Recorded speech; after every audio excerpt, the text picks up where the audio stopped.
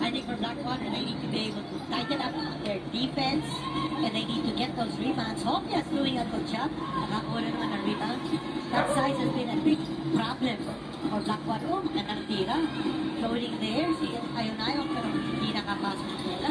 It kind of looked like nag-isip pa siya kung anong gagawin niya. Oh. Yes, he was mid-air for that long.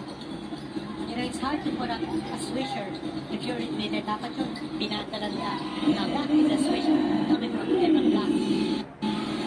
Yan, wala masyado mahirap for that guy. Oo. Biglang Black. He's just a scorer. Yeah, he is. And he wasn't known to be a scorer when he was playing for Ateneo in the UAP. Also played in the D-League, where he was a triple-double. Yeah, I was just about to say, triple-double ang ginagawa doon sa D-League. But look at how Meralco is pushing the pace here in the fourth quarter, Dean.